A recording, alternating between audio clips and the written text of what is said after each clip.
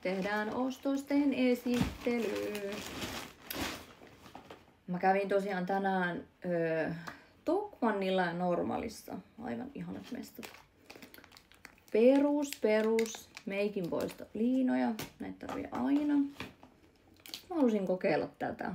Mä oon nähnyt niin paljon TikTokista tätä sarjaa, niin mä ajattelin, että mä ostin tästä rasvan, niin testataan millaiseksi iho jää. Sitten otetaan riski. Tää on tommonen siis sävy, että tää on niin kolme astetta vaaleantaa, niin katsotaan, jos me saatais tosta toi niinku saman sävyiseksi. Sitten mä ostin tämmösen jalkamaskin. Mä aion pitää tänään kunnon self-care-päivän. Ja sit mä rakastan kirjoitella. Mä ostin uusia näitä, mitä nää on, geelikyniä. Ja sit 2 vihjoa. Kattokaa miten söpöjä nää on. En kestä.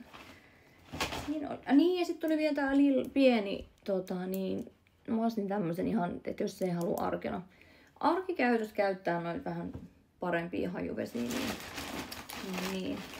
Sitten hei, jos katsot tätä, niin terveisiä.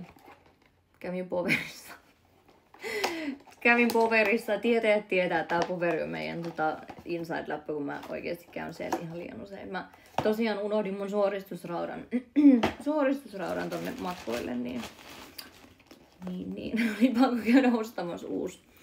Sitten New Yorkerissa tämmönen ihan, siis tää on niin söötti. Mä ajattelin, että en mä tiedä, otais mä tän niinku meikkipussiksi, vai sitten esimerkiksi niinku rannalle, jos täällä tulee rantapäiviä, tuolla sataa vettä nytkin. Niin tänne saa just aurinkorasvat ja tommoset kaikki. Sitten mulle suositeltiin, otan tän purkista ulos.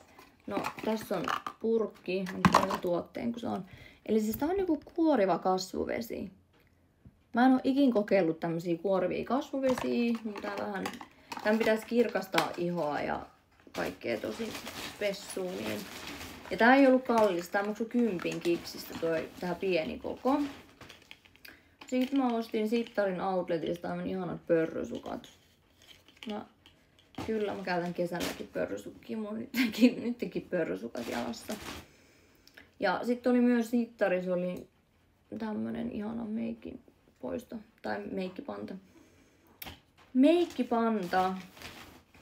Ja sitten New Yorkeriin. Sieltä lähti sortsit. Mä olisin halunnut näistä sen pinkin värin, mutta vitsi, koot on loppu joka paikasta.